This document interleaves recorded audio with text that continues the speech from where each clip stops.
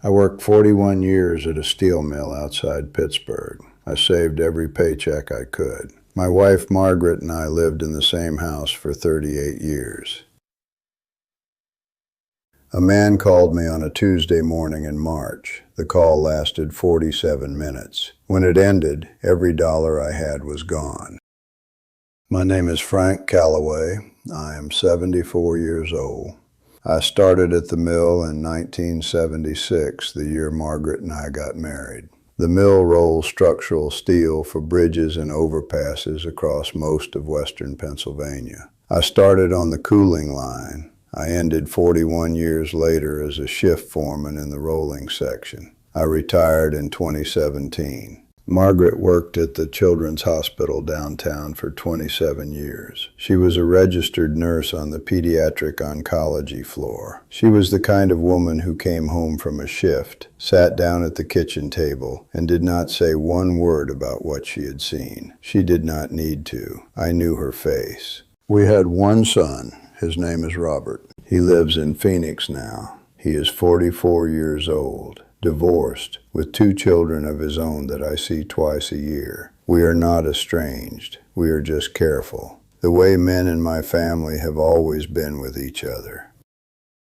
Margaret was the kind of woman who balanced the checkbook on the first Sunday of every month with a black ballpoint pen and a hard piece of cardboard underneath the page so the ink would not bleed through. She kept the receipts in a shoebox in the closet. 12 years of receipts. She knew where every dollar we had ever made had gone. When I think about what happened in March, what bothers me most is not the money. The money is its own thing. What bothers me most is the picture of Margaret sitting at that table with her ballpoint pen and her cardboard page, knowing where every dollar had gone, and now nobody on this earth knowing where it had gone, including me. Margaret got a diagnosis in the spring of 2022. She fought for 13 months. She passed in June of 2023. The night of the funeral, I sat at the kitchen table and I made a list of everything I had to do, in pencil, on the back of a delivery menu. The list took up 2 columns. The last item on the list was a question.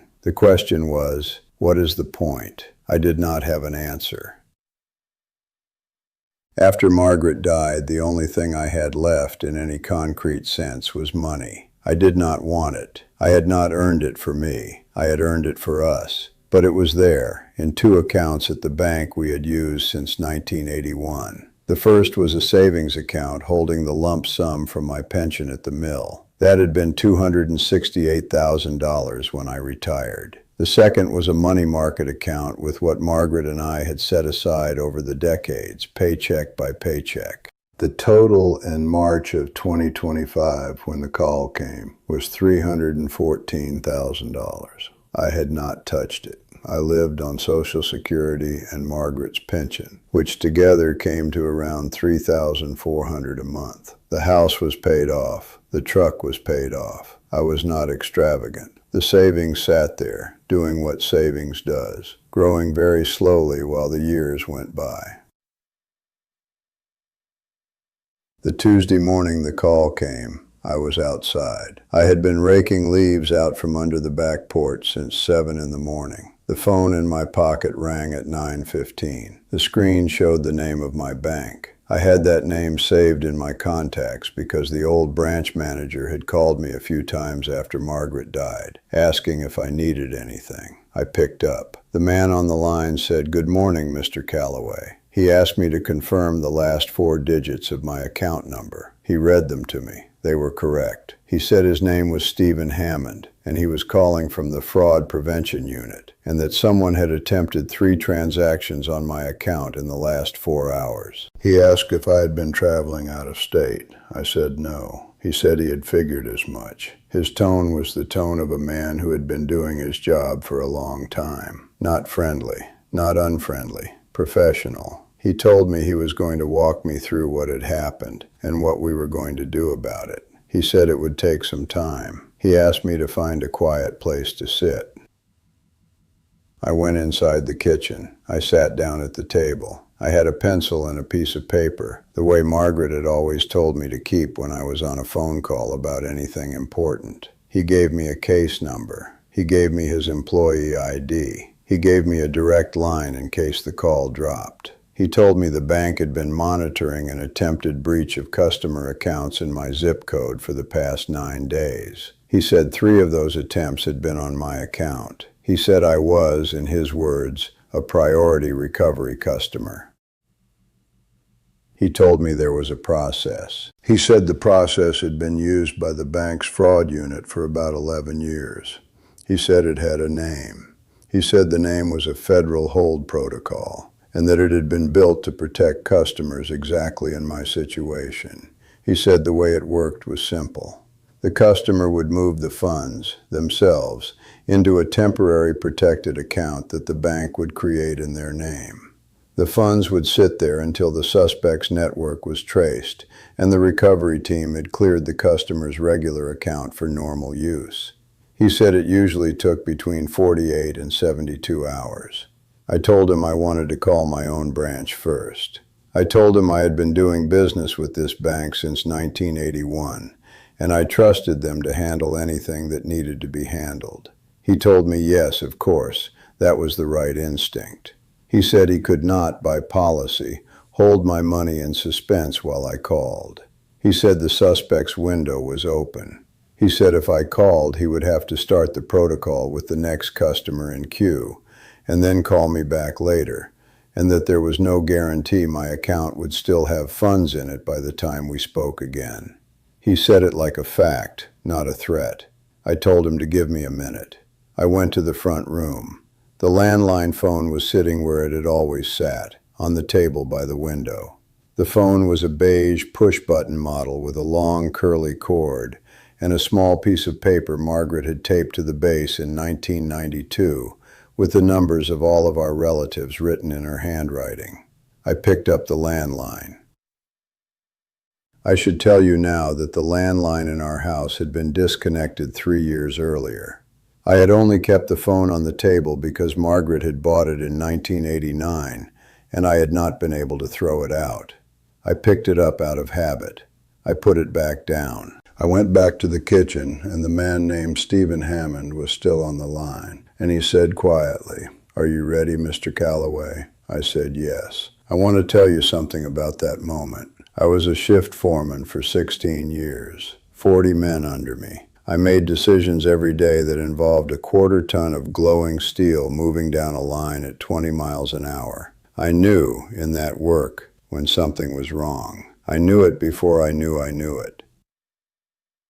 When I said yes to the man on the phone, I did not feel that. I felt nothing. I felt like a man at the doctor's office, doing what the doctor told him to do. He transferred me to a woman named Janet Russo. She was the senior recovery agent. She apologized for the wait. She said she could see the case file already, and that we needed to move quickly. She said the suspect had likely seen me log into my mobile app at 6:50 that morning, when I had been checking the weather. She said that was almost certainly how they knew I was awake. She walked me through it. She told me to open my mobile banking app.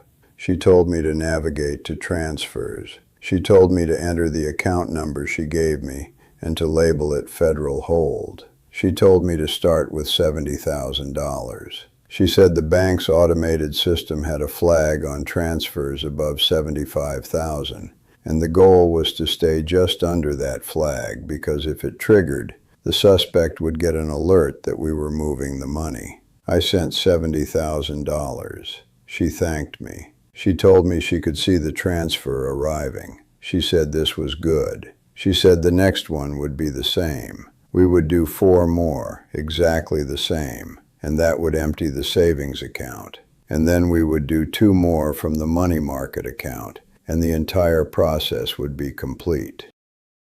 I sent the second $70,000. I sent the third. I sent the fourth. She kept her voice the same the whole time. She kept saying I was doing well. She kept saying I had been an exceptional customer to work with. She used the word exceptional twice. The second time, she paused after she said it, and she added that it made a difference in her line of work when somebody on the other end of the phone could keep their head.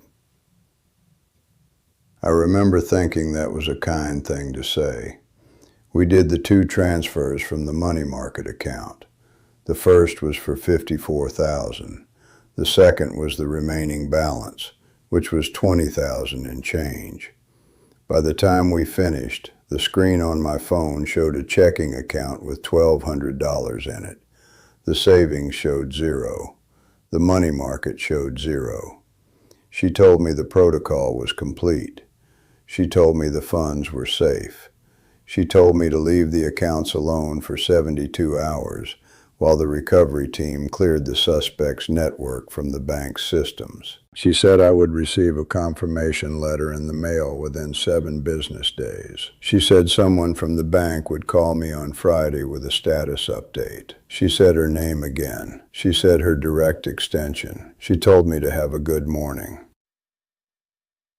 She hung up. There was a moment after she hung up when I sat at the kitchen table and I looked at my phone and I thought, very briefly, that I should call back. Not the recovery line she had given me, not Stephen Hammond's extension, the number on the back of my actual debit card, the one I had written down on the inside of the kitchen cabinet door in 2003 in case the card ever got lost. I did not call. I do not know exactly why. I think part of it was that I had just been on the phone for 47 minutes and I was tired, and the woman had said the protocol was complete, and I had spent 41 years in a job where you trusted the procedure. The procedure was complete. The procedure said to leave it alone. I left it alone.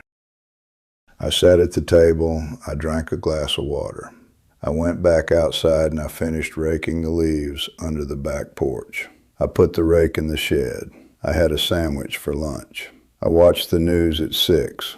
I went to bed at 10. The next day I did not check the account. The day after that I did not check it either. Janet Russo had told me to leave it alone for 72 hours, and I did exactly what she said. I had spent 41 years in a place where you did exactly what the supervisor told you to do, because if you did not, somebody got hurt. If you are watching this, please listen to the last part. If you have an older father, an older uncle, an older neighbor who lives alone and answers his own phone, please share this with them. Subscribe. Leave a comment if any part of this sounds like someone you know. There are men like me in every town in this country. I am not the first. I am not going to be the last. The only thing that helps is somebody warning the next one. On the 3rd day, Friday, I went to the ATM at the gas station 3 blocks from my house. I had stopped there every Friday morning since 2008 to take out $60 in cash for the week. I put in the card. I entered my PIN. The screen said insufficient funds. I tried again. The screen said insufficient funds. I drove to the branch. I parked. I walked in. I told the teller I needed to look at my accounts. She typed for a while. She looked at me and then she looked back at the screen. She asked her supervisor to come over.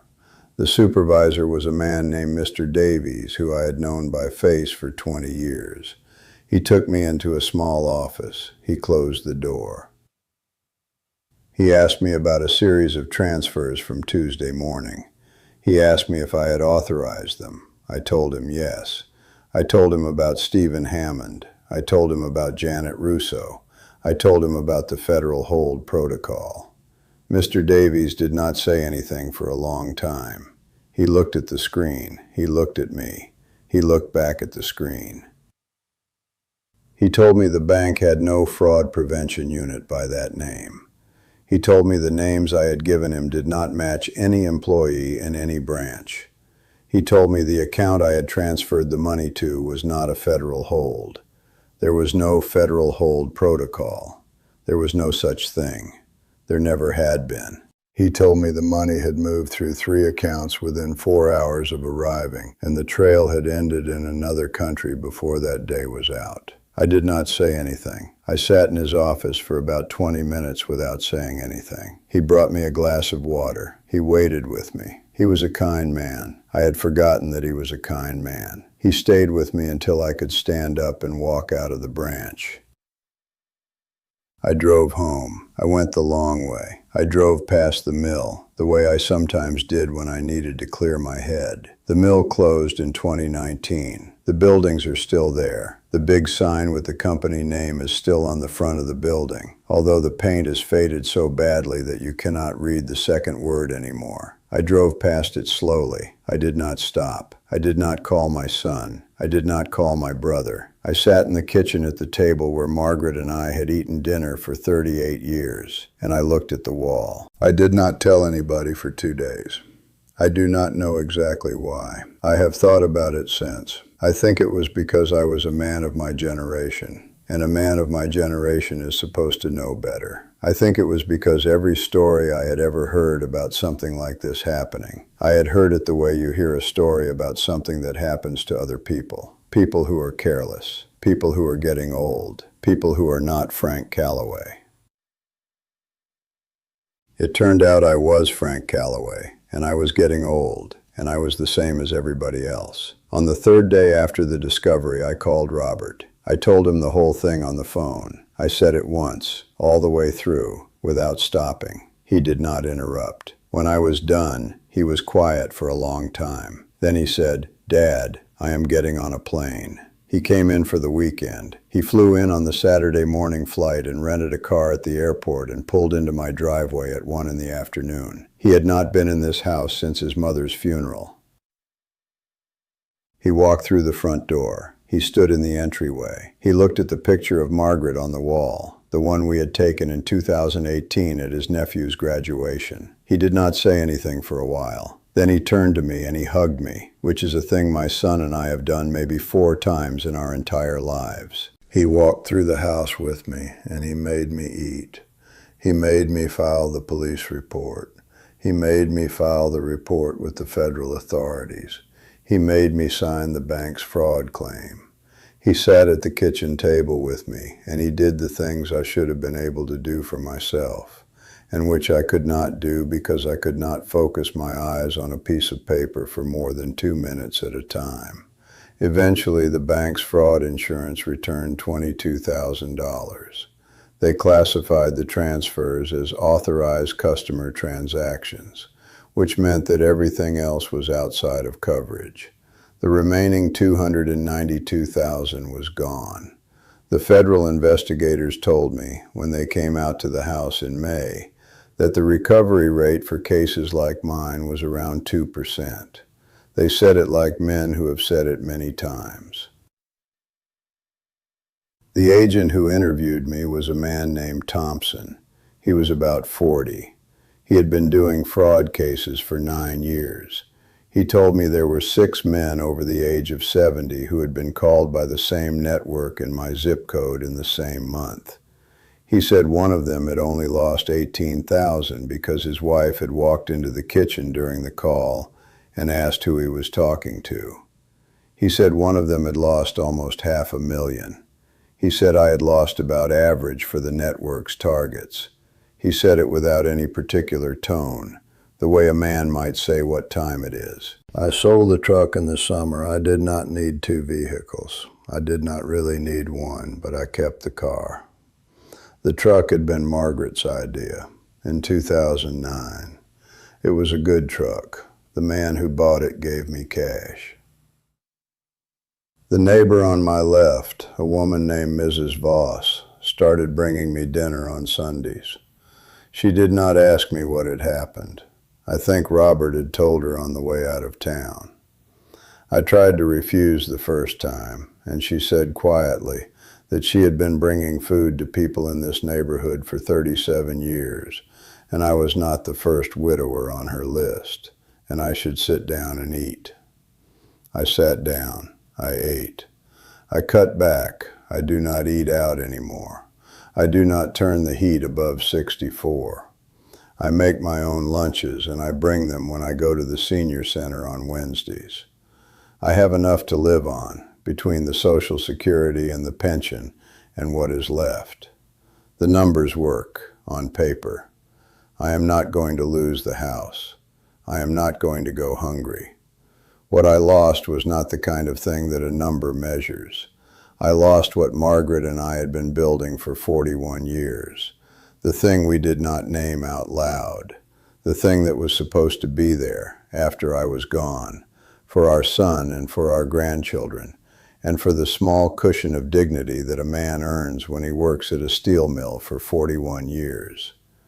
That is the thing that is gone. Money was the way it was measured. The thing itself is not measurable. I am going to tell you something now.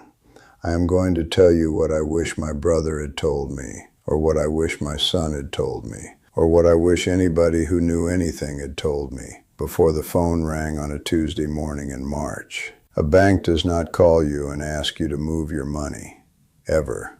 A real bank, when they detect fraud, does the opposite. They lock the account, they freeze the funds, they tell you to come in. They do not ask you to do anything from your phone. They do not give you instructions. They do not walk you through a transfer. They do not ever, under any circumstances, ask you to send money to a holding account, a federal account, a recovery account, or any other kind of account. If somebody calls you and asks you to do that, hang up. Do not call back the number they gave you. Do not call the number on your screen. Walk into a branch, talk to a person, take an hour, take a day. The money is fine if it stays where it is. And if it is not fine, the bank will lock it before you ever know about it. I have spoken to 4 other men since this happened. 3 of them lost money. 1 of them caught it in time. The one who caught it in time was a man named Walter, who is 79, who lives in the next county. The reason he caught it was that his daughter had told him 6 months before the call came that if anybody ever called him from the bank and asked him to move money, the answer was no. He hung up on the man. He called his daughter. The daughter called the real bank. They flagged his account that day. He kept every dollar. That is how this works. Somebody warned him. He listened. He kept his life.